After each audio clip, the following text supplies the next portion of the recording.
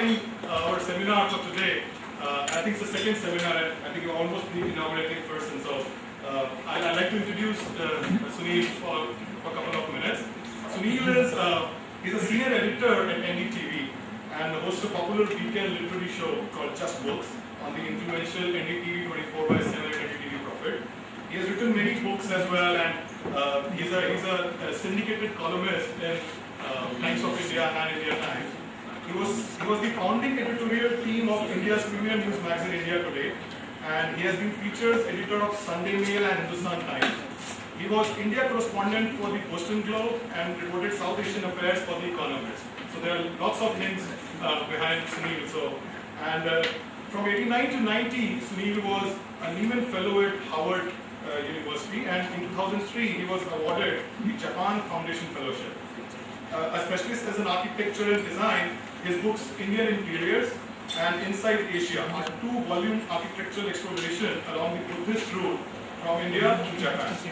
And his latest book, Big Bookshelf, which he's going to talk about today, is about interviews of eminent personalities that he has interviewed in his show Just Books. So without much ado, I'd like to call Sunil over the dais and share his experience with us. Love for you, I'll take the mic. I'm delighted to be here, and my sincere apologies again for this terrible delay. And great for you to be so patient and stick around for what you need to ask it. The new book that I've just done is called The Big Bookshelf, Sunil Sethi in conversation with 30 famous writers. It's based on a television show, the only literary show on Indian television called Just Books, that began in early February 2005 and has gone on, to my surprise, and indeed to the surprise network that I work for, non-stop, virtually without a week's break for 6 years.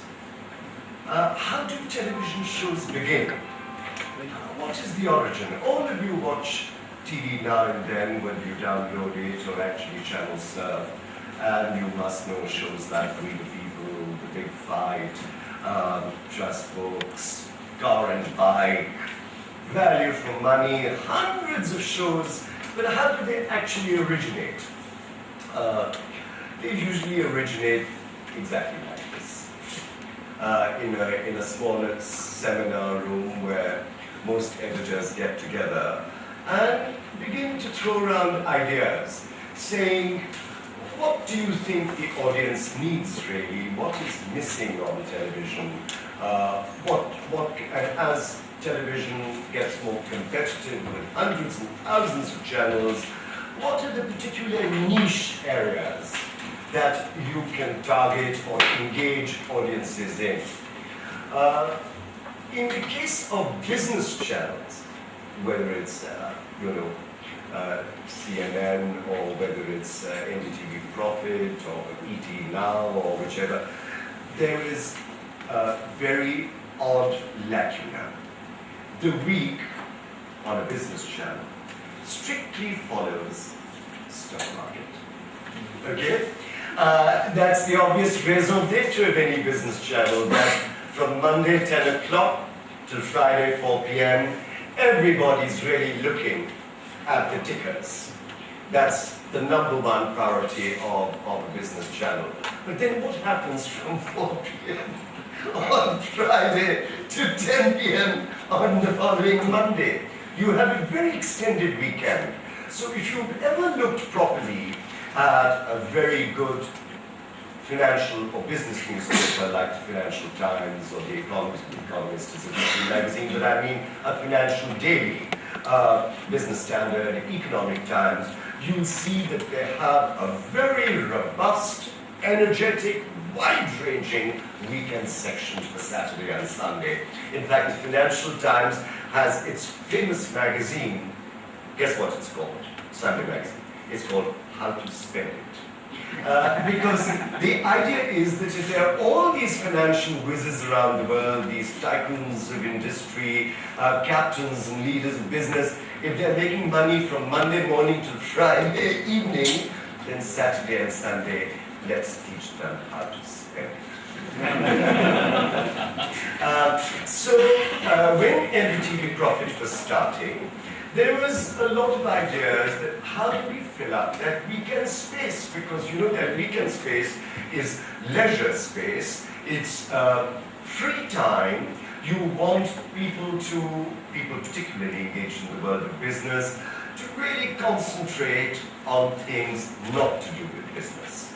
And so you have to come up with a variety of ideas. It's also a very profitable space, a lucrative space for sponsors and advertising, so you're really looking for some smart thinking and cool ideas. And when we were thinking, actually it was Pranay and Radhika Roy, my bosses, who started NDTV 25 years ago, who suddenly said, oh well, what about a books show? Why doesn't Indian television have an excellent literary show?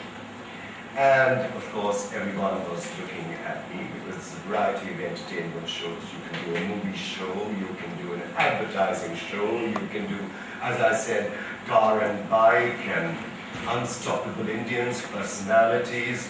But books, everybody fell silent in the room.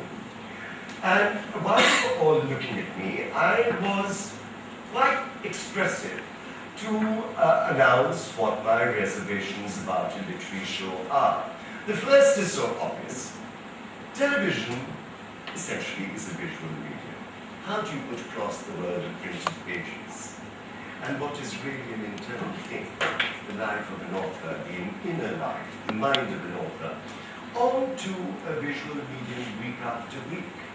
Television depends really on performance, on color, on action, on situation, on movement, on artworks, on, moving images.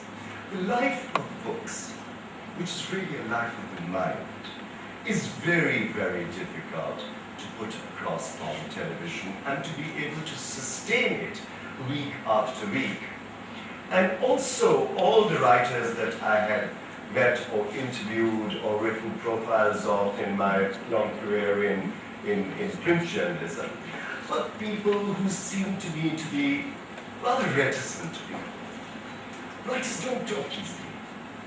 They don't announce themselves. They are reserved. They can be quite private about their histories, where their ideas and themes develop for books, how their characters and plots emerge. It's not something that they're going to give away so easily. In fact, it's very difficult sometimes for them to be able to express how a book comes together, because it is, after all, unlike many of the professions that you and I come from, a very private profession. You are there with the tyranny of the blank page of the computer screen. It's hours and hours of concentration, research. It's a very cloistered and sequestered life. So how did I expect writers to really talk to me? Anyway, I said, okay, I'll do it. We'll give it a shot. And the way you give a program, a nascent program, a shot on television, is to say, okay, let's see. We'll give it a run of 13 weeks, because 13 weeks is a quarter. And you'll probably notice that most programs sink after 13 weeks. You will never hear of them again. Chalna hai to wo tera hafte hai, usme chalao, and show how you can run it. I wasn't expecting anything of a grand slam or an instant success, because I knew that this had to be a very quiet, niche show. And I was certainly prepared to be unemployed at the end of 13 weeks and walking the corridors looking for a new opportunity or show. Now, for the journalist, the first big thing, as indeed for many of you, is how do I get noticed? I've only got a 13-week run, remember? It's not very long. First of all, how do I segment the show? So I said, the only way I can do this for television is to put some amusing ideas, like, what's on my bookshelf? Get Sheila Dixie, or Shabana Azmi or Dabu or Amartya Sen to just talk in 2 to 3 minutes about their favorite books. So that's one fun little item. I thought of a little idea like that for book bills. The book events of the week, literary happenings, whether it's Gonzalo releasing his poetry or Amitabh Ghosh talking in a book club. So that was another 2 to 3 minute idea. So these ideas were batted out, and then I said, but the centerpiece of the show should really be a conversation, a one-on-one with the writer. Okay, so far so good, but where were the writers? Damn, out to find them. In 2005 anyway. And then I was turning the pages of a wonderful English essayist and novelist called E.M. Foster one night. The man who wrote A Passage to India, he wrote brilliant essays as well. And one quote of his jumped out at me. And the quote was as follows: "The trouble with opportunities is not that they don't come. The trouble with opportunities is that they're never punctual." They always turn up when you don't need them, and they always turn up too late or too early. So I had 13 weeks. My life was at stake. I was running around. I had 2 or 3 weeks to can a few shows, and I knew that if I didn't make a noise or get noticed, over. So the only way, you can't just sit around waiting for the unpunctuality of opportunities. You have to create them. And however wayward opportunities are, the fact is that you can create them and make them happen. So I was scanning interviews with whoever I could find, whether I went to a lunch for Meera Nair, the filmmaker who introduced me to her husband, a wonderful anthropologist at Columbia University called Melvin Mandani, whoever else, Chinese writer, this, that. But the show opened, just books. I had a few polite murmurs of approval in the office, but it was no great shits. And you know how you are.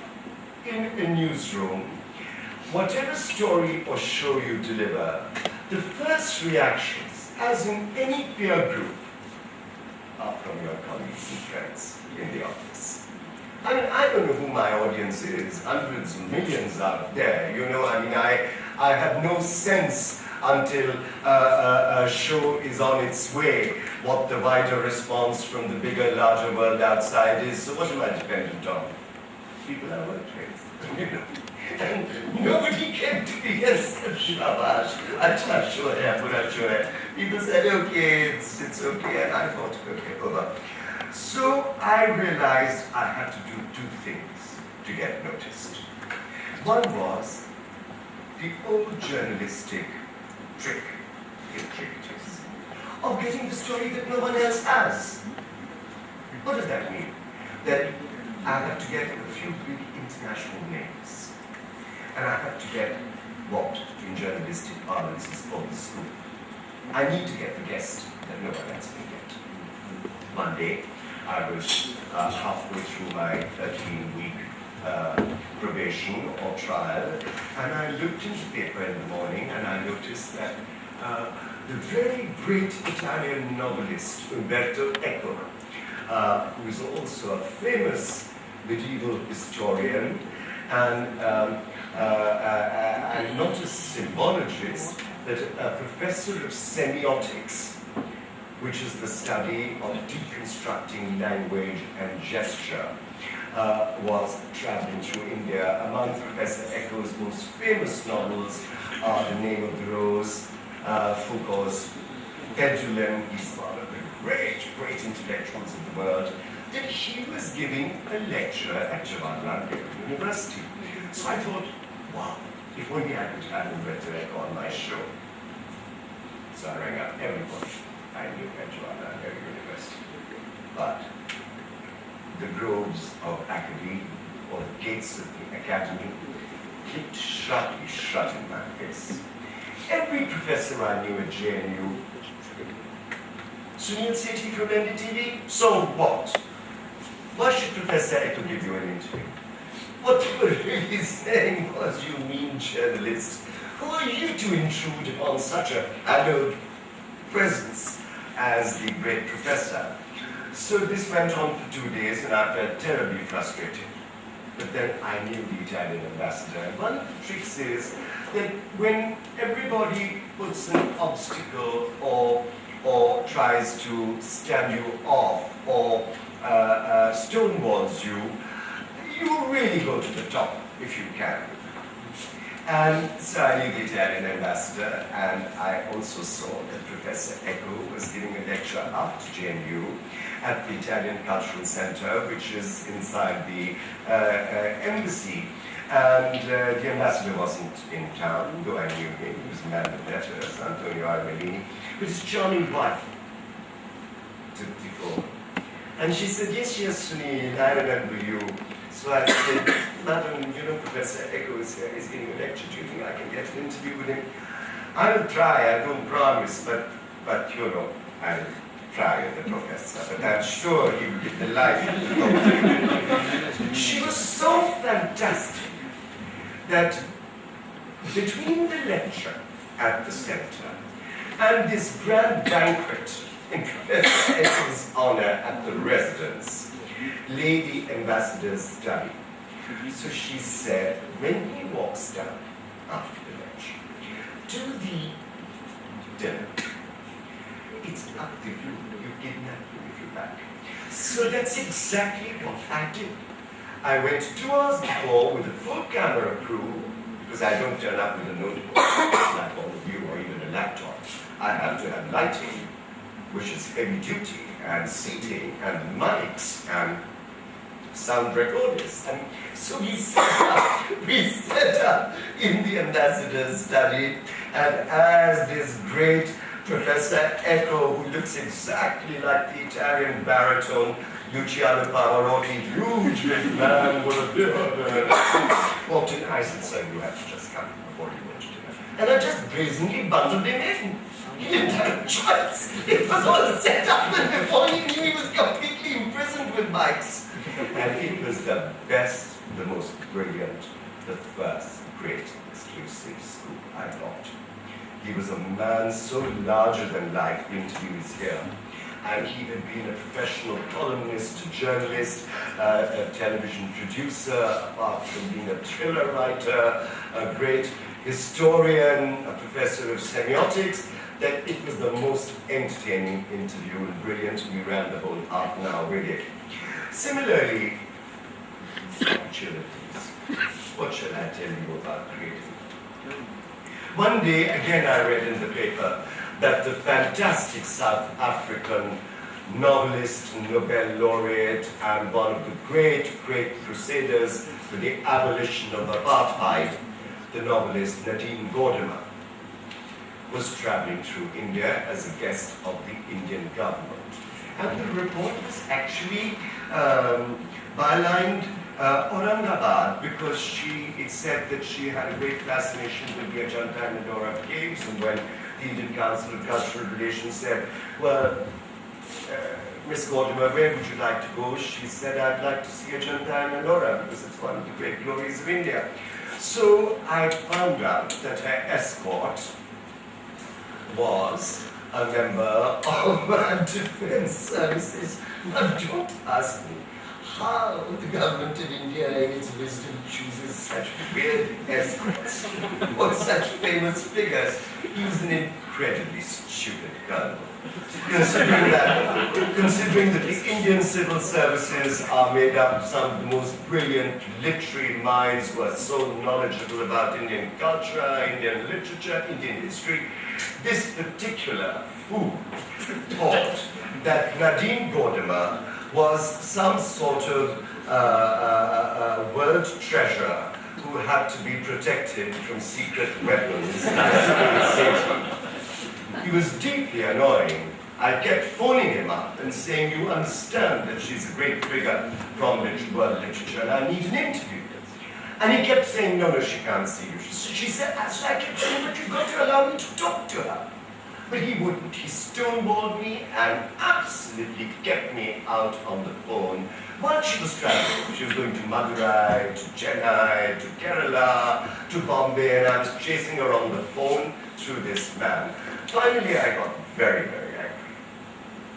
And anger is a fabulous impetus for getting the story. There is really no way to get a scoop unless you feel abject and frustrated when you think, shit, it's all over. Then, I suddenly remembered that our Deputy High Commissioner in Pretoria was a wonderful officer called Vikas Swarup. Remember what I said? Go to the top. When all else fails, you have to learn to barge in at the door. Just knock and walk in, like I did with the Italian ambassador's wife. Vikas had written this brilliant thriller called Q&A, which later, all of you know, became Slumdog Millionaire.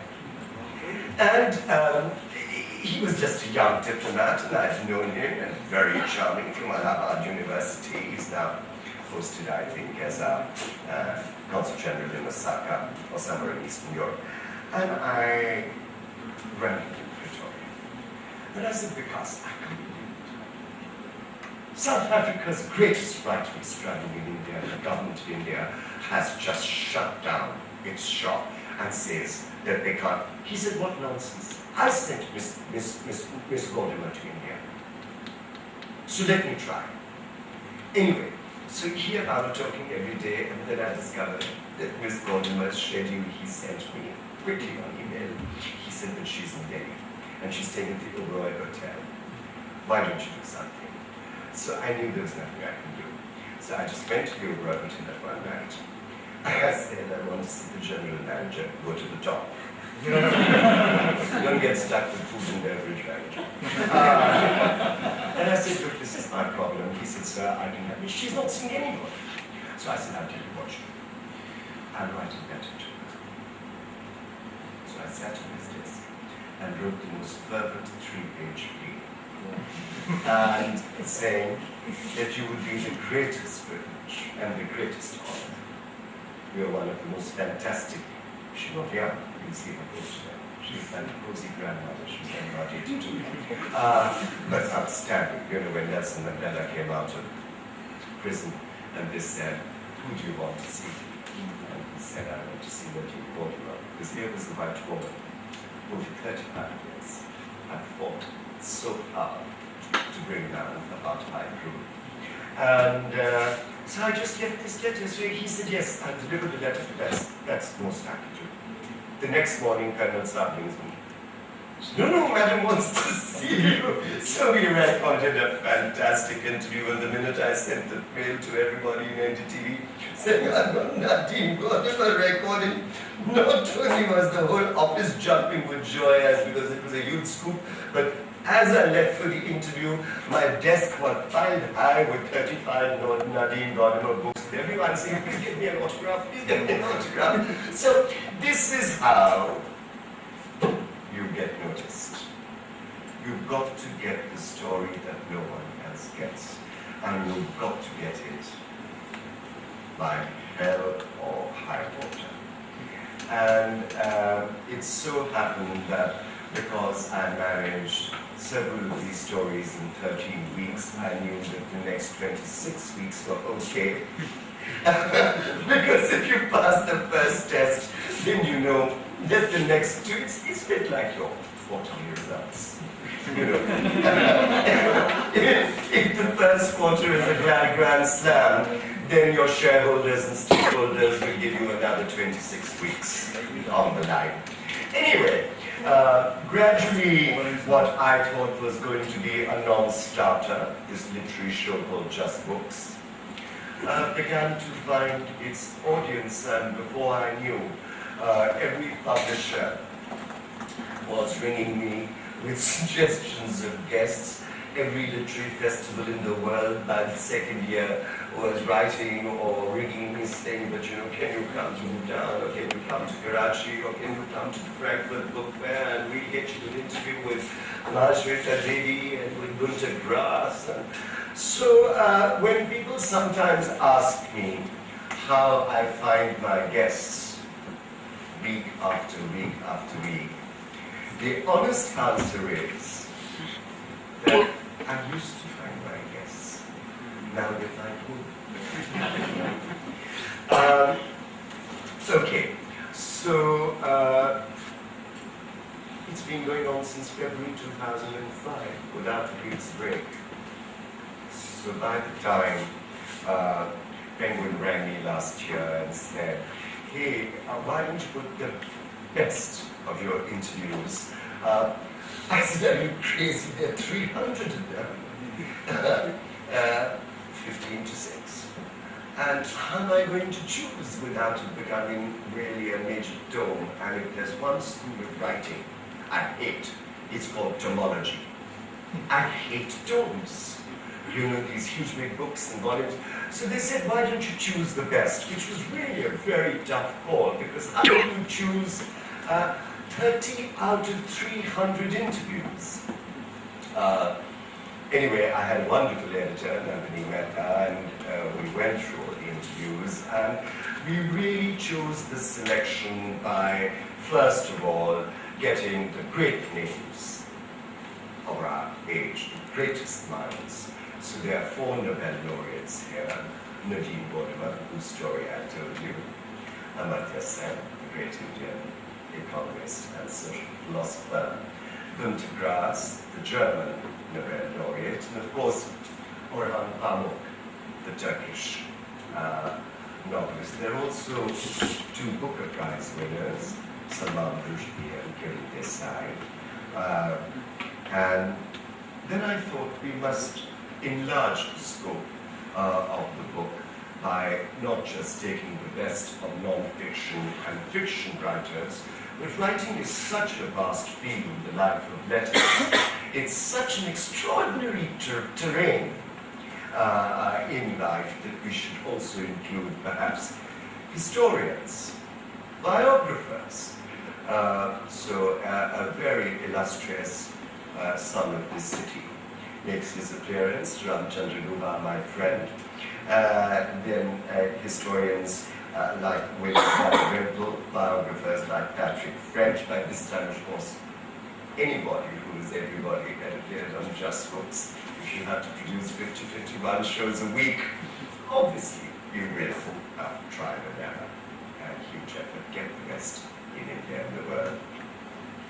I was also very keen that we should include entertainers, because from the very beginning I did not think of Just Books as a kind of highbrow, rarefied, exclusive literary club that would put off audiences from the wider range of books. So my idea was that it should be completely non-discriminatory and utterly participatory. Anybody who writes, even if it's the one book, should have a chance, regardless of what else they do in life. So I came to think of the show as a sort of literary adda. You know what an adda is?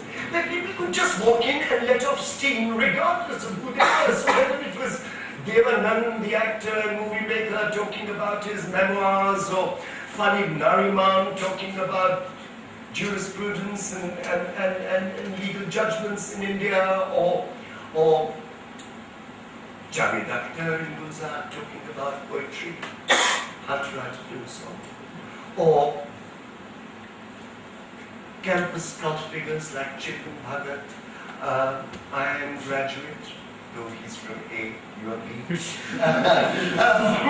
And sexy and glamorous Shobha Day, my old friend and colleague who I was with in Bhutan last week. So, you know, everybody began to appear on the show. And who are the entertainers? Because after all, we read books not just to be informed and for our minds to come alive or be revealed by the great moments of the world and life.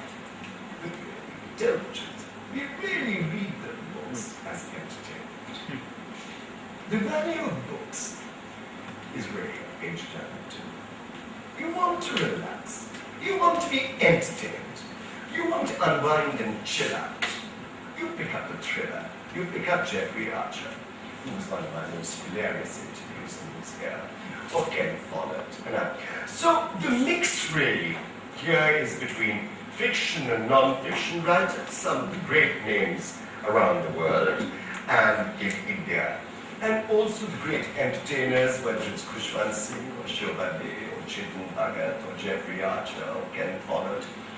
At the same time, I wanted to introduce different genres of writing. So I've given you a few examples.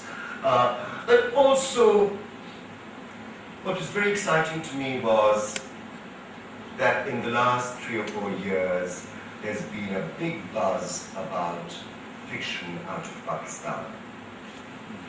You know, there is a theory that because it is a country of such volatility and been going through such turbulent times, and I go to Pakistan virtually every year, and I've been going there since 1977 quite regularly, so it's a country I know intimately, and that sometimes very great writing comes out of terrible tragedy. And one reason, in my belief, that such brilliant writing, of such originality, and satire, and insight, particularly fiction, is coming out of Pakistan is because of the terrible times that that country has gone through. How does a writer express himself? It's very hard for a Pakistani to write non-fiction or history. It would probably be lynched by the one else. So really a lot of it comes out of sublimating that angst into creative fiction, and therefore, whether it's Muhammad Hanif's Case of Exploding Mangoes or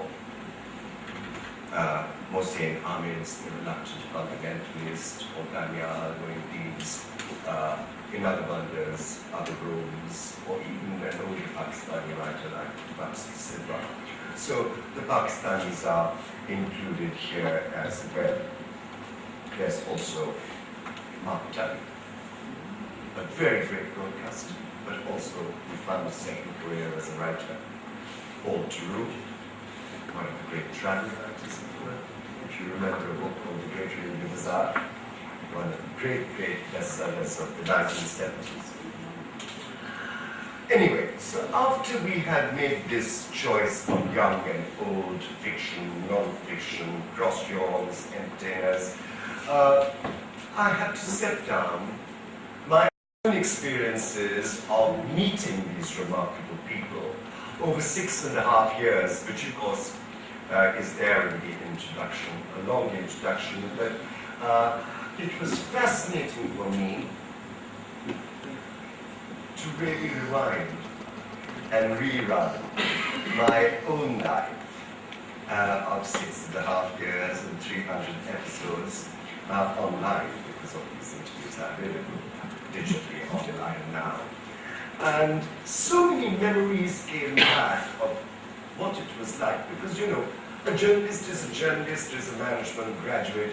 You forget what happened last week. I mean, you know, last week's paper, or a paper 2 years ago, or a colleague 5 years ago, or an encounter. One forgets. You just file every day and do your show. So it was fascinating, the stories that came back to me. But I was also looking for themes. The obvious one is, or questions that are most frequently asked. What makes a writer? Is a writer born, driven by some intense creative drive from day one? Or is a writer very painstakingly and with great difficulty honed, like a novel or a history or a fiction work or a non-fiction work? And when I went back going through these interviews, I found that there was no single answer. Almost every writer in this anthology has a distinctive and different answer. Take Khushwant Singh, who was trained as a lawyer, worked as a diplomat, didn't write his first book, which is a novel, a famous novel called Train to Pakistan, till he was 42 years old. Vikram Seth, the wonderful novelist and poet, didn't want to be a writer. Was doing a PhD in Chinese demography in Nanjing University, on loan from Stanford, and had this great career mapped out for himself as a world-class economist. One day, while being a student of Chinese and Chinese demographic economics, which is population studies, very complex statistical data, and India-China impacts, one day he heard at his university on 500 miles north of Beijing that there was a bus trip that was being organized by the university to the Mongolian desert. So he said, "Chalte hain yaar." So he got onto this bus and he went right across the whole width of northern China, which is very unusual for a young man to do in the 1980s, Sino-Indian relations being what they are. And he describes this fantastically in his first book. By some fluke, an accident or a series of accidents, half contrived and half plotted, he managed to cross over into Tibet, into Nepal, and for his summer holidays to his parents in Delhi, who were shocked to see their son, saying, "How did you arrive?" And he said, "I arrived overland."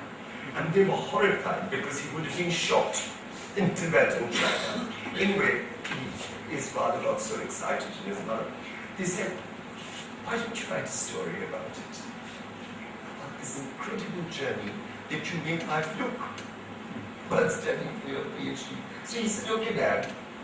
And he sat and wrote his first book, which is not a novel. It's the most brilliant travel book. It's called From Heaven Lake, Travels in China and Xinjiang. And he won all the prizes. Bye-bye PhD. And he devoted the rest of his writing life to becoming a very great novelist. William Dalrymple, whose name you've heard of, similar story. Similar story. Young undergraduate at Cambridge. What triggers off a book is the question I'm asking you. How does the human mind work? What's the starting point? Young undergraduate at Cambridge from Scotland, very shy man, sheltered life, never been outside England before. One day he was reading Samuel Taylor Coleridge's famous poem, In Xanadu. You know, the rhyme of the ancient mariner, by the way. In Xanadu did Kubla Khan decree. And he said, it's about Kubla. What is Xanadu? In Xanadu. It's 19th century poem. So he looked it up. And in modern China, Xanadu, this fantasy land where Marco Polo arrived, is actually the modern district or province of Shandu in northern China. So he began his journey, getting a small scholarship from his college in Cambridge, from Jerusalem, where Marco Polo had started his great journey across the Karakoram, as the other way from Vikram Seth. Vikram went China to India. He went from Jerusalem to look for this mythic land of Kubla Khan called Xanadu. And his first book is called In Xanadu. It was published when he was 23. One prizes. So what triggers off a book? It could be a line embedded in a poem. It could be an accident of taking a holiday. But not all writers have that. Many are. Orhan Pamuk, the Nobel laureate, the great Turkish novelist, was training as an architect, wanted to be a painter, failed as a painter, and then became a writer much later in life. Not all writers are like that. There are writers here, and for example, the Indian novelist Anita Desai. I thought there's only one woman in this whole audience. Is this some sort of male conspiracy? No women. One. Anyway, this story is for you, ma'am. Anita Desai, the mother of Kiran Desai, who later won the Booker Prize. Very shy, brilliant writer. She once told me that, I said, when did you start writing? And she said, from as far back as she can remember. She used to fill up little notebooks in class 3 and 4 with imagined notes. But she always thought of writing, she said, as a secret activity. She never told anybody, and because she was growing up in 1950s and 60s India, where notions of womanhood were quite conservative. You went to college, but you were expected to marry, have kids, raise a family, look after a house. And that's exactly what happened to her. She married an executive in Burma, went to live in Bombay, had 4 children. They kept leading this secret life of filling up notebooks. There are very moving moments here when she talks about the secret life. That cooking all day, keeping a flat, waiting for the children to come home from school, taking them to the piano lesson, taking them to the gym, organizing her husband's dinner party for all the executives in the evening. She would put away her books. No one knew. And sometimes she said she got so tired, there was no desk. Because why should a woman have a desk when she's in the kitchen or the drawing room or in the bathroom? She said she used to be ironing her children's nappies, and she would put away these clothes unironed, and standing on the ironing board, she would finish her novels. And that her husband and the children never knew when she wrote. And when the book finally arrived, published and printed, and they would say, "Mommy, when did you write this?" So, approaches to writing can be secretive, they can be accidental, they can be triggered off by episodes in your life in the past. Another woman writer here, Mahashweta Devi, the great Bengali crusader of the disadvantaged, of the poor tribals and the Dalits and the oppressed in India. Only wrote in Bengali, but I asked her, how did you write your first book? And she said she really wrote her first book because of a state of emotional destitution. And I said, what do you mean? And actually, she went was that her marriage was failing. She had small baby. Her husband, she found it impossible to get along with. And when she had her education and came from a very illustrious intellectual Bengali family, there was no money. I suspect he was Catholic. Anyway, she said one day, she just said that all these accounts I've read of the Rani Johnson, but they're all not true, or they're either very dry or academic, or they're based on either colonial or Indian viewpoints of this great warrior called Lakshmi Bai. And she said, let me go to Bundelkhand, where Lakshmi Bai lived.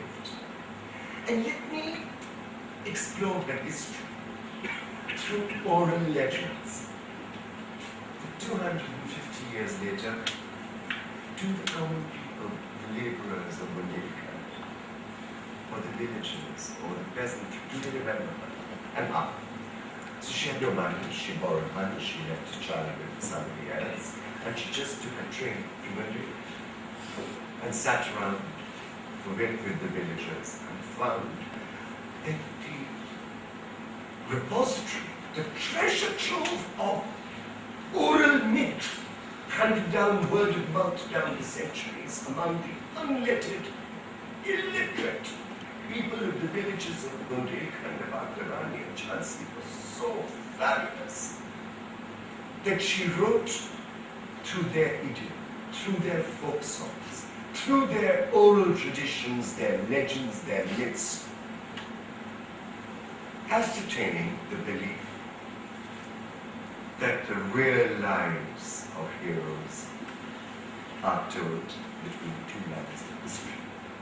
She wanted to feel that, and she became a huge celebrant and all her biography of Rani and Jhansi. Then, of course, she became so greatly involved with the tribals, the destitute, the poor of India. So you may remember many of her books and being made into films like Azad Jhansi. Another example I want to give is somebody I've known a very long time, accidentally but very well.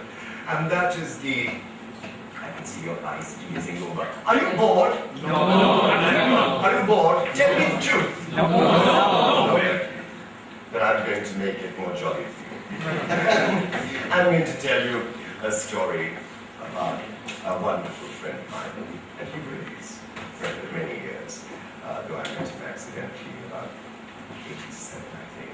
And this is the famous film screenwriter, songwriter, lyricist, and poet Javed Akhtar. Very good friend of mine. And his interview, I put them all in alphabetical order because it's from A to T, because I thought if I did it any other way, they'd start fighting. As it is, having chosen 30 out of 300, I must have made 270 enemies. Stands to reason. Then I said if I put them in any other way, because all of them have egos like small Taj Mahals. I can put all the Taj Mahals of their egos in a lovely cabinet. Let me tell you about Javed. He came from a background of a very strong intellectual tradition of Urdu poetry, which is one of the most refined linguistic cultures of India.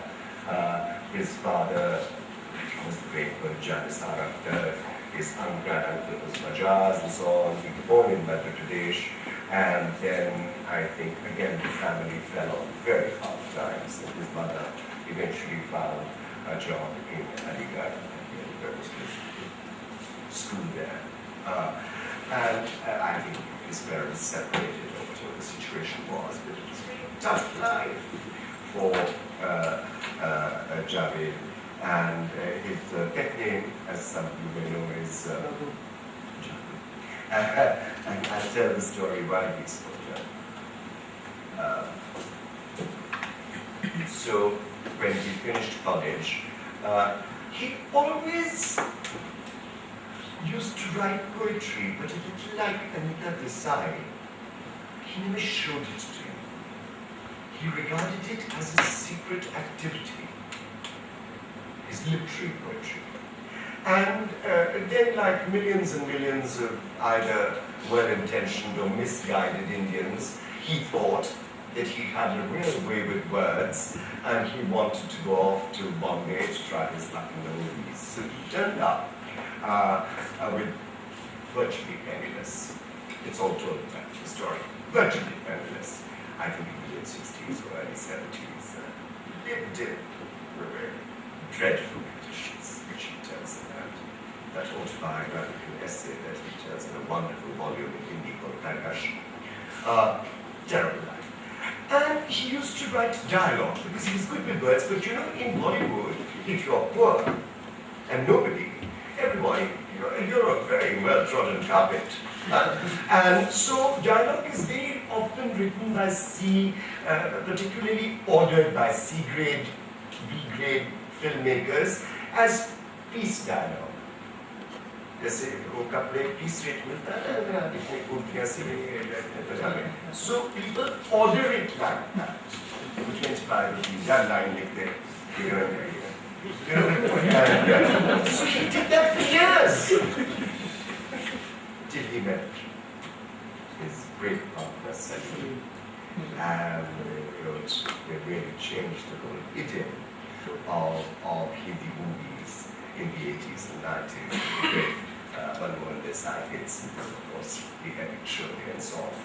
But he never spoke about his poetry. And although he became the most successful screenwriter of that time in this partnership, he tells the whole story here indeed. That he simply wouldn't show his poetry to anybody. Because he thought that this film world is all about junk talk and speedy dialogue, Gabbar and all that, all shiny sunega. Till one day, Yash Chopra in 1989, who was making a film called Silsila, said to him, Jadoo mujhe apni shayari suna. Gaane likho mere ka film ke liye. He said, sawal hi nahi, likhta hai. He said, Sweetie, Chopra, Yash Chopra coerced Janita, coerced, forced to write 6 songs for Silsila because he said, I've changed the hero's profession. He's a poet. So, if you remember the song, songs, a lot of them are spoken, they're not even sung, and they were smash hit. And then shortly afterwards, Mr. Javed Akhtar's career as a screenwriter went out of the window, and he became this great songwriter. And this is one of the best interviews in this book, because you think writing a song is easy. And he describes in detail what a difficult, tough, demanding, precise act of mind and memory it is. Because, first of all, you have to have great facility of language, yet simplicity. You also need to be very versatile with simple words, because after all, you're communicating not to hundreds and thousands, but millions of people. Okay? But that's only the beginning of the toughness of the assignment. Okay, you then are given a situation. Okay. Huh? Yes, situation. Javed Sadar. It gets worse. You're also given the tune. Fit kijiye, antara, ye mukta hai. Can you see how tough it is?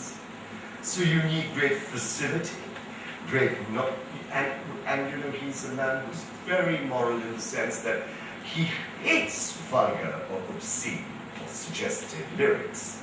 He's never written. And yet, you need to communicate a range of emotion in different situations with a range of linguistic metaphor and knowledge. Let me explain this to you. Because you do go from a rural film like Lagan to a cool, slick, hip, youthful comedy which is purely urban like the Jaka.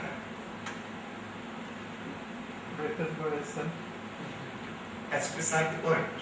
All I'm saying is that the songs for a rural film can't be the same as for an urban film. You know? And he describes this fantastically. He says, you take a simple, what is the word for love in Hindustan? Deep Chad loves him. Bolliye?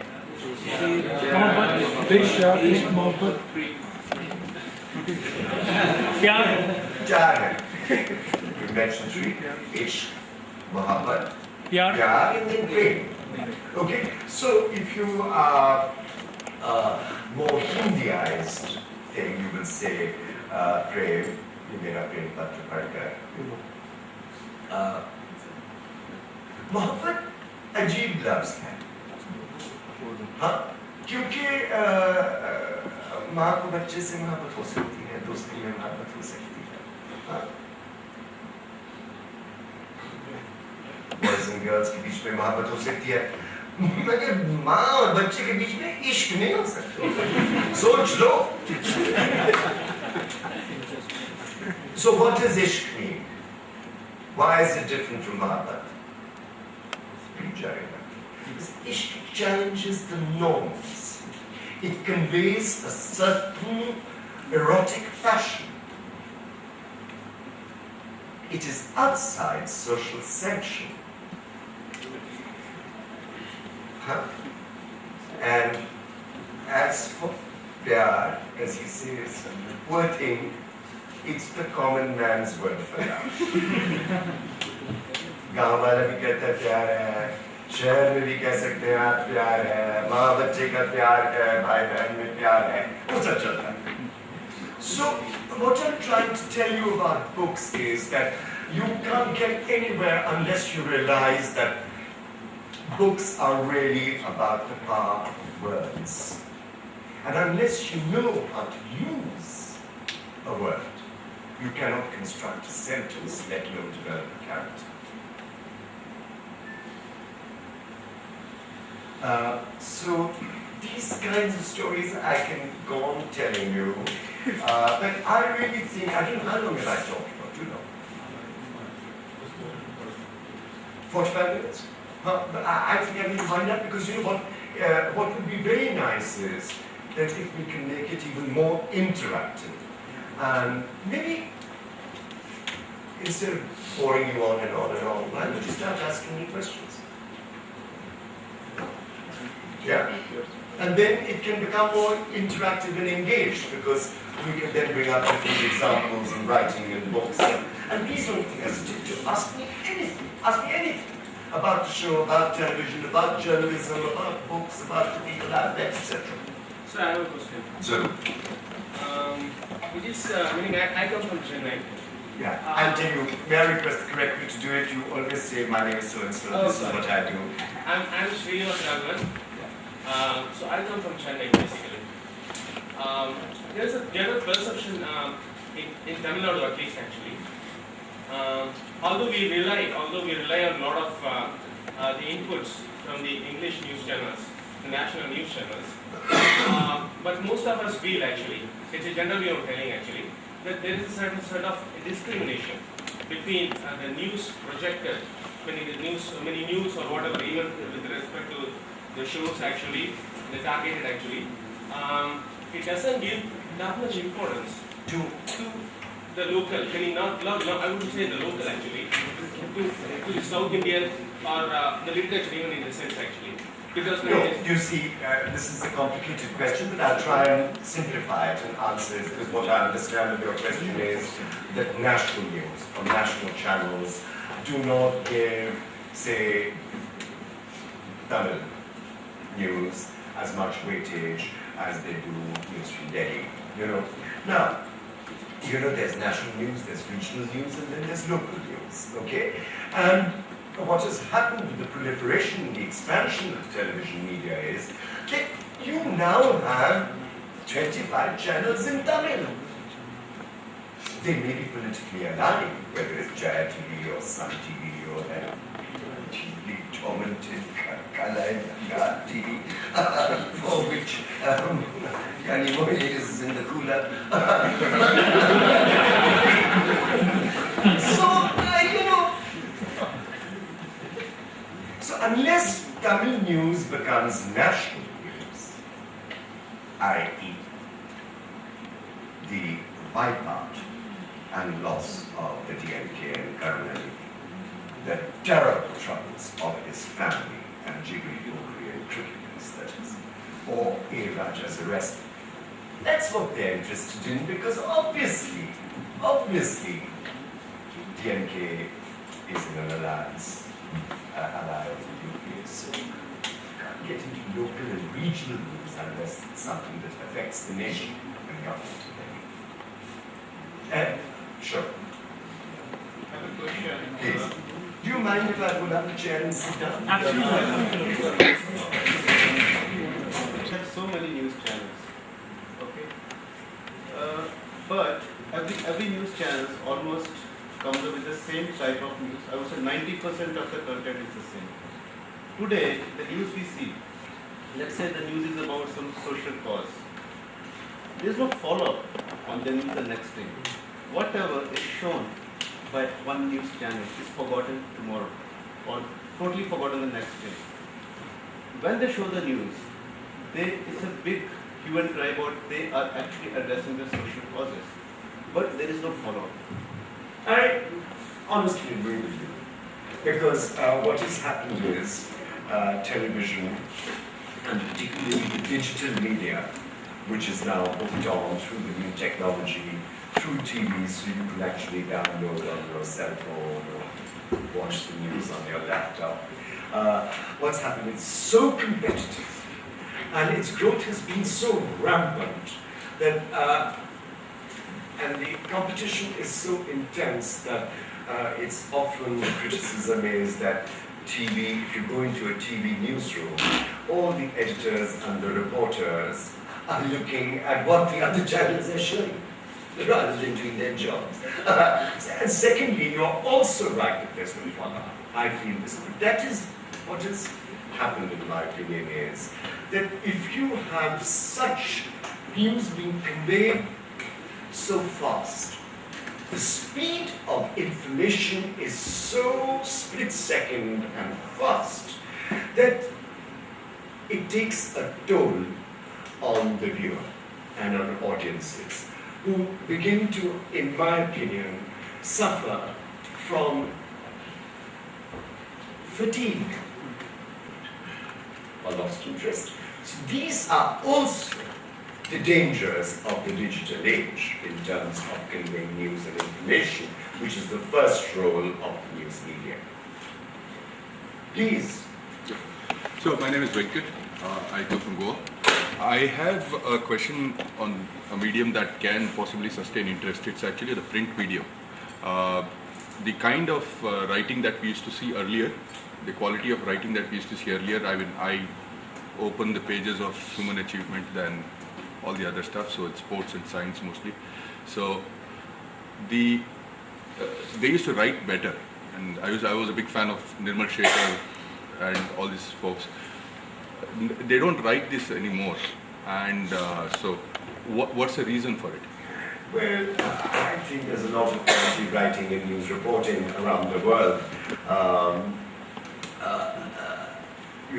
There is the argument that a lot of Indian newspapers are dumbing down, and that in fact it's really the proliferation and sheer range and aggression of television that has really lowered standards in news writing, in weekly magazines or newspapers.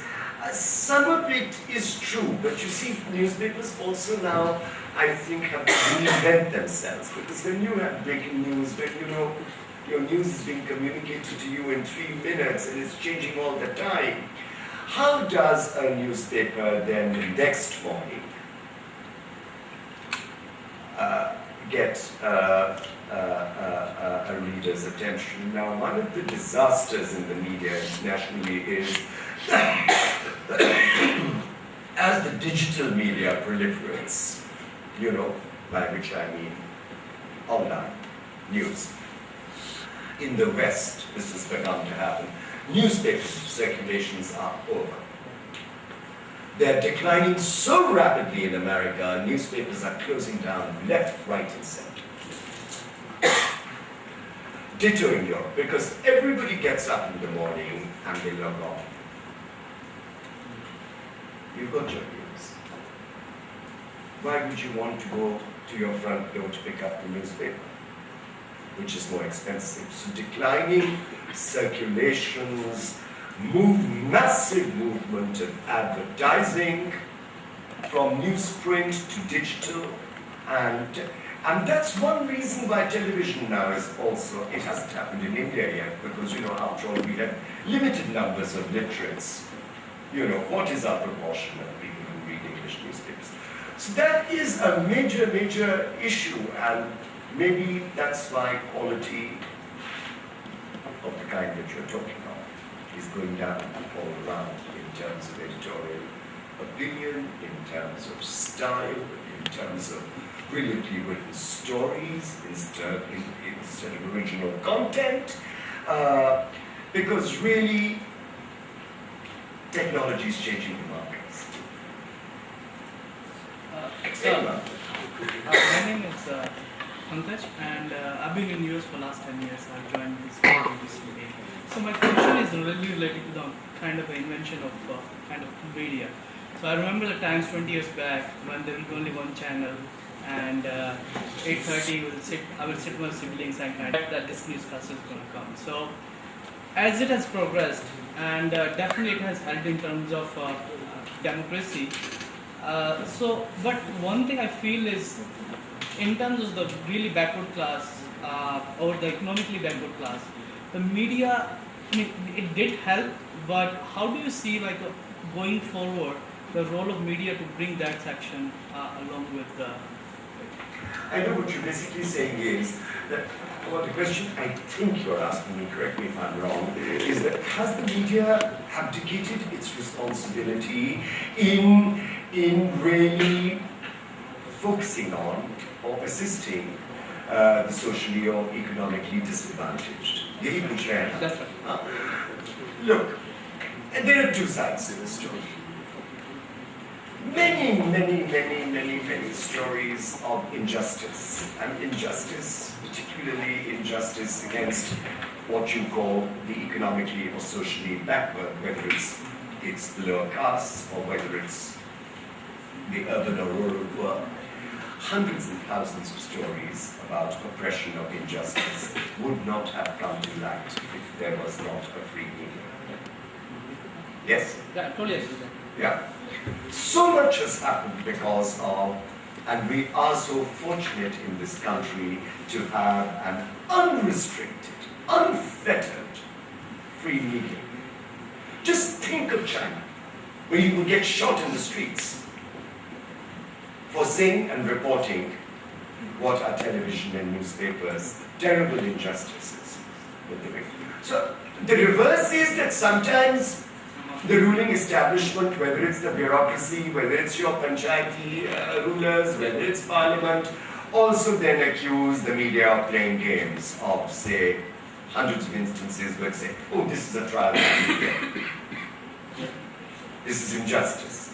So this is, one has to think of it as a kind of open debate that concerns all of us. You know, it's that old question of, is the glass half full or half empty? But I would say it's better to have, even if it's wrong or sensational news, it's better to have that rather than no news, or suppressed news, or censored news. I hope you agree, and I hope that answers the question. Please. So, Uchiha. when I see Western writers, good writers become millionaires. No piracy. They get what they deserve from the market. When it comes to the Indian writers, good writers are the best writers, sell on the footpaths. Chetan Bhagat is becoming a millionaire for sure. He's got the formula right. Correct. I mean, why would he give up a top job in banks?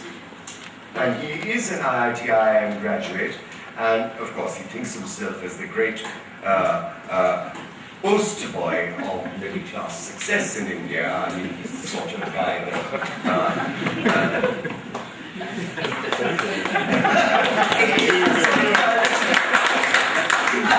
he's the sort of guy who every middle-class father hopes their daughter will marry, or, you know, he's got this very carefully groomed image of the boy next door, who edged to the top. I mean, But he made his calculations right. I mean, he's selling his books at 110 rupees. yeah, but you know, all it's marketing. I mean, it's an essential part of. But you know, then on the other hand, you have very lofty and remarkable, but dense minds like, say, Amartya Sen. And when you read the argumentative Indian with its vast range of discourse of history, economy, philosophy, or the idea of justice, which is a philosophical treatise, it's also selling, I'm delighted to tell you, at railway, at traffic lights in Delhi. So I'm amazed that even very complex works by brilliant minds like that have a market. Now, that gives you some indicator of the changing market. And I'll give you one more, because you're students of business. The Indian book market, it's estimated, we don't have accurate statistics, but in English alone, in the non-academic segment, is growing annually at a rate of 12 to 18%, as compared to the West, where it is stagnating and has peaked at a rise of 2 to 3%. That should satisfy you. Why does Jeffrey Archer come here every 3 months? Because he knows it's his biggest market. So, my name is Savita Brother Banerjee. I am from West Bengal. So my question is a bit hypothetical. If you are given a chance to go back in time, which is the author or the writer you would like to interview? Look, that's I don't know whether it's an unfair question or a cliche question. But I mean, it's the sort of question, you know, I mean, I work as a professional like any of you. I mean, it's like asking an actor, oh, what is your favorite role, or lawyer, so what's your famous case, or you, what was your best business decision. I mean, I really think of it as a job, which I have to do to the best of my ability. And you know, there's a wonderful line from Shakespeare, Hamlet, the preparedness is all. And because television, once the recording starts, it goes so fast, you know. I have 2 jobs. I really slog and prepare. Because once it starts, you can't stop. It may be very difficult to get a particular guest, and guests may be shy, so I sometimes feel that I'm half a therapist or a nanny. Because some of it is hand-holding, they're nervous. And also don't forget that, as I told you before, I don't turn up with a notebook or laptop. I have a whole crew. So there is a degree of complicity between me and my guest. And the guest can say no. Because many guests, and many famous guests and writers, regard television as intrusive. Arvind Giga, for example. Joe Palari, Zadie Smith, don't give television. Arundhati Roy gives very rare television. Because the way the medium goes, it can be unpredictable. I'm going to stop it. You can't even walk out because you're mic'd. Anybody? Okay, sit and gentlemen scratch. Sir, in earlier 2000, there was a book, I am Himanshu Yoshi from Noida. There was a book called 5 Points a Month that was released. After that, there has been a plethora of books released on the similar kind of topics, and most of them do not make any sense. Well, I don't know what to say except that imitation is the best form of flattery. Because every second guy, like I know many people who have released their books in Noida. So what do you comment on that? I just don't know. I mean, you know, somebody gets the formula right. I mean, Shobha Dey wrote her steamy bestsellers in the 80s, and then there are thousands of chick-lit, but you know, she patented herself, ditto Chitu Bhagat, ditto Jeffrey Archer. I mean, in all fields, however talented you are, and however hard work, there's an element of luck. Sir? Because you are connected with the I would like to ask a question in general, because Times Now, CNN, IIM, NDTV, all are basically came from the same. And do you think there is a disconnect in the English media with the common Indian Janata? It's become too elitist, it's become predictable. And the host, the very famous journalist who was once extremely competent, have now actually lost their steam, and they've really become, just raise the issue for the sake What of you're it. really basically saying is that half the top English channels, you mentioned several names, they have they in fact just joined the establishment. Yeah. Isn't that what you're saying? Yeah. Because they become part of the political status quo. Yeah. Yes and no. But Yes and no. I mean, when you look at some of the recent controversies, it would seem that there is always a danger that the journalist will cross the Lakshman Rekha. I'm glad you. Because, you know, the relationship, there should be a distance always between the interviewee and the interviewer, the subject and the interlocutor. And sometimes that line does get crossed, and I think that's wrong. Yes, this is such a gender. There's so much gender inequity in this room that. A lot of Asian writers that are being nominated for Booker or winning Booker prizes. Do you think it's biased because they win the market is growing, like you said, 12 to 18% and in the Western world it's not. So is it catering to that? Do they really deserve all the Booker prizes we won? Well, I don't know about that because this is again, as I said, some of it is the flavor. It is the flavor. I mean, post-reforms India, you know. So part of it is that. Part of it is that there is new recognition that India does have a very powerful and old literary tradition, which the West is very well acquainted with. It's a country on the cusp or in flux of such rapid, exciting change, so much in everybody's minds. So they want to hear new voices out of India. Except the trouble with these prizes, it's becoming very hard to describe what is it. There is such a big diaspora out there. Many of the finest Indian voices, there's a Jhumpa Lahiri winning the Pulitzer. But what is Jhumpa writing about? She's writing about second and third generation Bengali immigrants in America, which is not the same thing as Bengalis in Delhi or Kolkata, or, you know. So it's very, you know, so that's what's also exciting. But definitely the Booker and all these juries change every year. And I suppose it's what the competition is, yes. I mean, the big guy thing got it because there's too much of this India shining going on. And suddenly he showed you a very bleak and sad side of India. And I think the Booker jury must have woken up and said, wow, you know, there is this other backward, left behind, tragic, savage India also. So. Do people like Karan Thapar and Barkhada, the old Barkhada, do they get off easily because they managed to preserve heavyweights?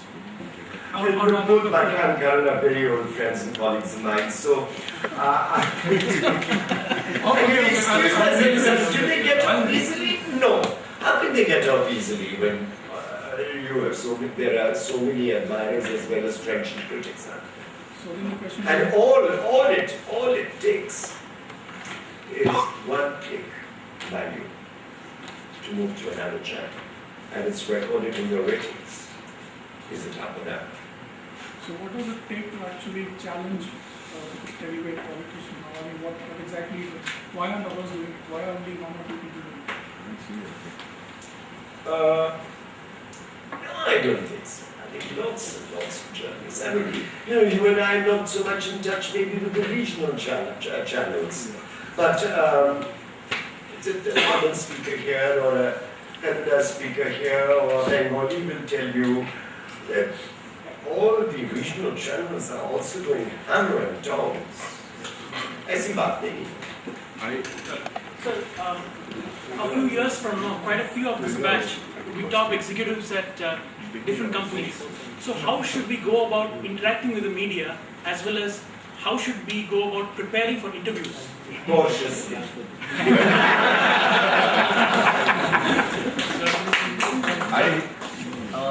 This is like a slight extension to what they had asked. See, the role of media and journalism is to act as the independent agent of the public to actually give an unbiased, honest view of a happening. Now, when you put this in the contrast of the fact that the media has a symbiotic relations with the industry as well as with politicals, how far can we actually trust the news that we get? You have to form your own opinion. And that's why competition in the media, like competition in the marketplace or in industry or business, is good. You know, after all, you have to think of the viewer as a consumer. And how can you help the consumer? By giving him choice and letting him decide what his standard, what his or her yardstick of quality, reliability, and renewal is. But you can't take away choice. Excuse me, one let's give those who haven't spoken a chance. Gentlemen in the red shirt. So, you had a tough choice, rating 300 to 30. I'm going to make it tougher. Can you pick one? That's your favorite? I won't fall for that. Sir, I'm Ashish Dongre. I come from Mumbai. I have two questions really. First of all, I want to appreciate NDTV for the NDTV Good Times. It is one of the best English. Sure. Sir, two questions are: what model do we follow for deciding on what program to go for? Based on the demand from the market or the conviction of the channel that this needs to be shown? I just answered that. In my opinion, you're a consumer. Okay? And you go through the gamut and you make your choice. Like, I'm just in the case of my small disposition earlier, I told you that there are writers there who are great entertainers and lightweights. And yet they are really hugely heavyweights, but that doesn't mean that one precludes the other. You know, I don't know, maybe you just love Highway on My Plate by Rocky and Mayu on Good Times. And somebody else loves that big shouting match on We the People. Or an Inquisition by Karan. Or, you know, so what I'm emphasizing here is that the marketplace of the media is really the more the merrier. Choice is good for the consumer.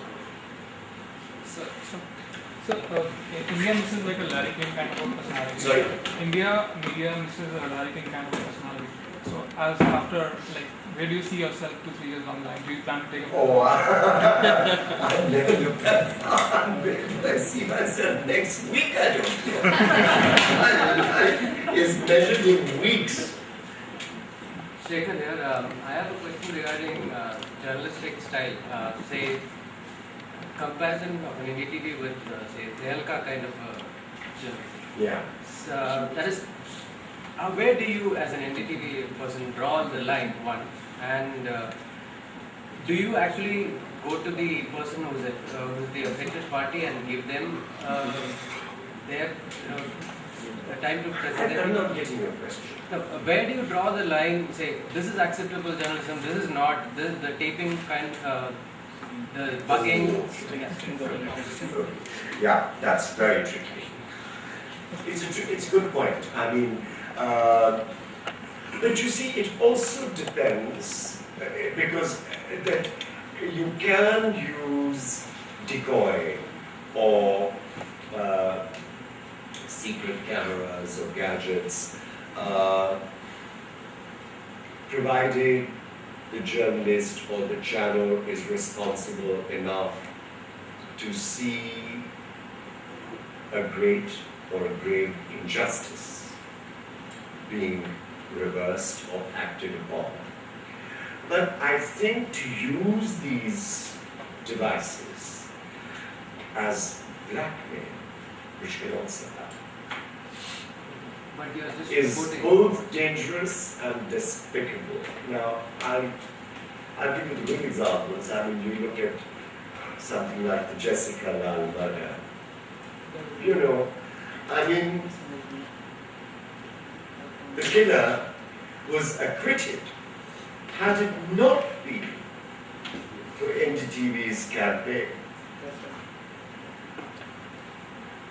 and an open forum on air which represented all sides of the case and the story, that opened the case for retrial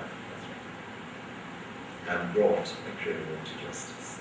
And that's where we see in the last 5 years, there are more and more cases where media is really taking up some of the social issues and taking it. Yeah, except there are other dangers too, because you see what happens is media also has ownerships.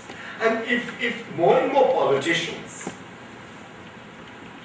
own more and more or politically aligned interests, own segments of the media, but then, you know, like in Tamil Nadu, you just think one party will cancel the Marins, will cancel Jaya, Amma, and so on, you know. So audiences are smart. They know that this is backed by Shashikala and Jayalalitha. They know who the Marins are connected with the DMK. So, ऐसी बात भी नहीं है. Sir, like you said, there are a whole plethora of channels. So, what in your mind is the one thing that differentiates NDTV from the rest? Each one has an identity. I think NDTV is interesting for me. Well, they're my employers. Naturally, I've worked with 12 years. I'm very loyal to them. But I think what's interesting to me about NDTV is that I think there is some degree of range and balance. They do have socially conscious campaigns, like whether it's Save the Tigers, India Matters, you know, living stories. They do have very interesting ranges of programs like documentary, which takes you into different parts of your life, plus news, plus art shows, plus book shows. I think they're more range.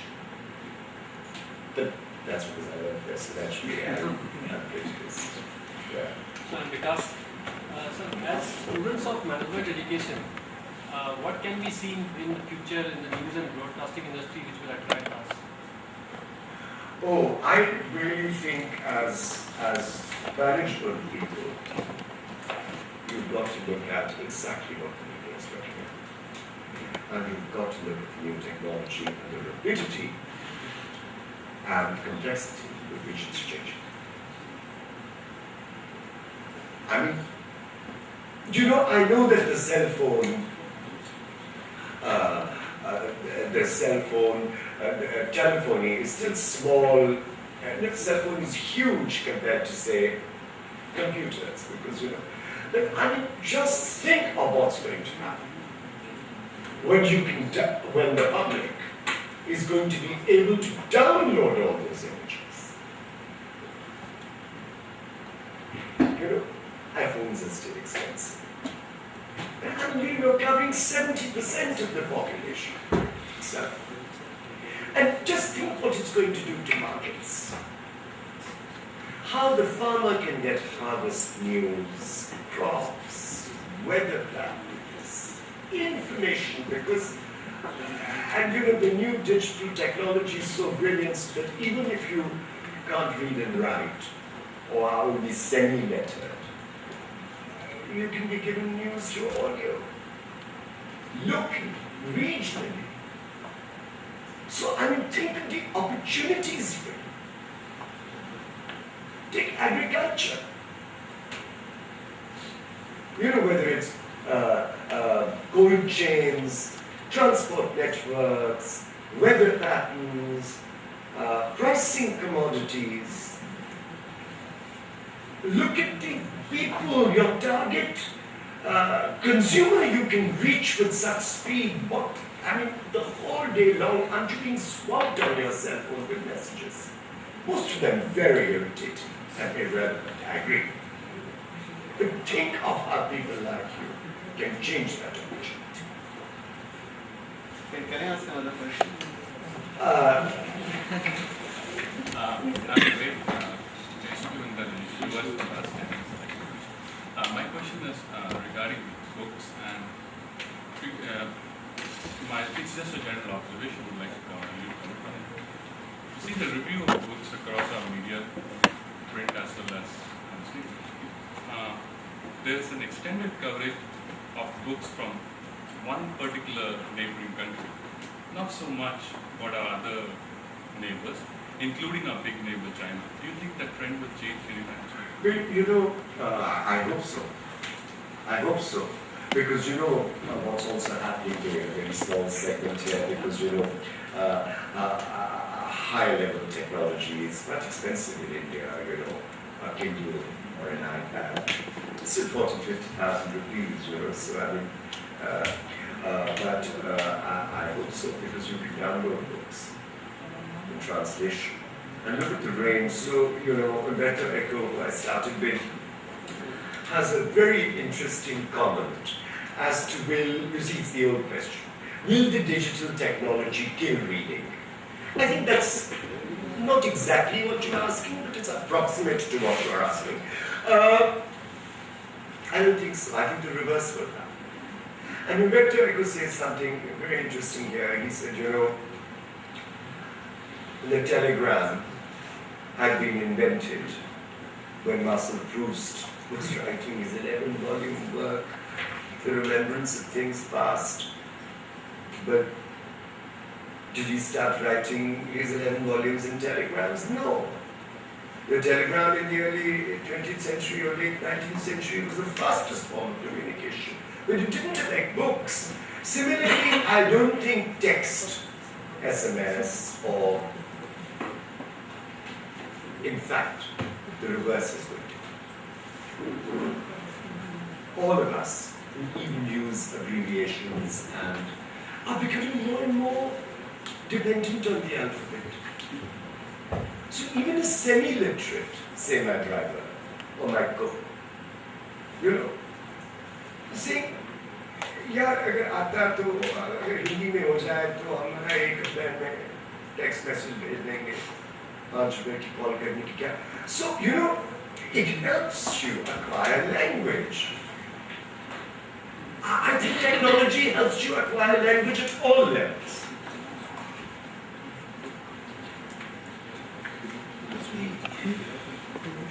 Last? Yeah. I think yes. I'm Ashwin. Okay. It's known that a significant component of the media is packaged or either media itself or domain.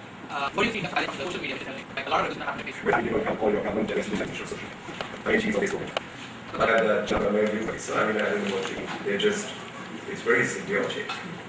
But there's a revolution going on at the I'll just tell you a very funny story. About Twitter. This has to do with Shashi Tharoor and Priyanka Chopra.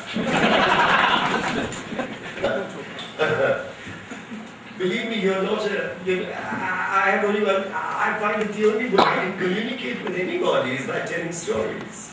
So, I once, a couple of years ago, I had to do one of those big film debates in Bombay with all these people and all that. And, you know, Jagdeep Sani, Rishi Kapoor, and then beauteous Miss Chopra, right? Let me tell you, she's really beautiful. Much more beautiful in real life than I was really taken aback. So I said to her that, listen, and she's got beautiful manners, you know, she's army officer's daughter, very well brought up. So I said, look, you are the Twitter queen of Bollywood. And how do you do your accounts and messages? And it must be tough because you people have such a tough life. You know, are you tweeting away in the middle of shoots in your dressing room? So she said, oh sir, I'm not the Bollywood queen of Twitter. The real king of Twitter is the Minister of External Affairs, Shashi Tharoor. He's got so many 100,000 fans and I'm 44,000 behind. She looked very sad. So I said, because I couldn't sort of, so I said, oh, that's all right. Next time I meet Shashi, you know, Shashi and I went to college together, I said to her. So she got very excited. She said, well, how does he do it? And she never met him. So about 2 months ago, and now of course the chap has got sacked, he's no longer minister. I saw Shashi at a dinner party in Delhi with his great beauty, Sunil Sethi. He was also very beautiful. So I said, Shashi, I have to tell you, I was doing a show with Priyanka Chopra, and she is very envious of you and also rather furious that you had more fans than.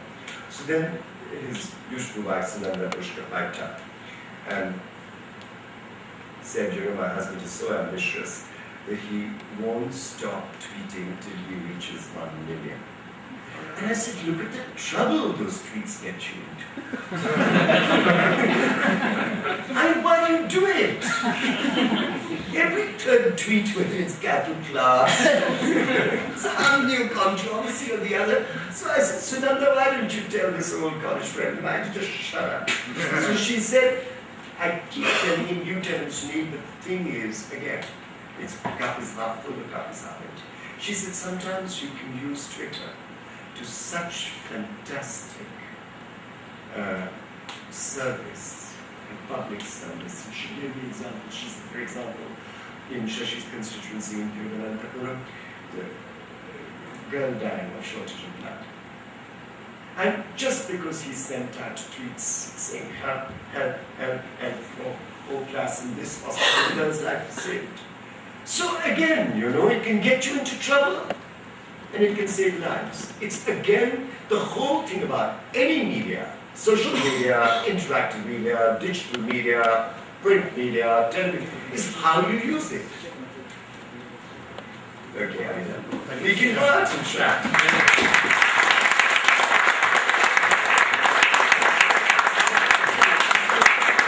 I really appreciate you, sir, coming over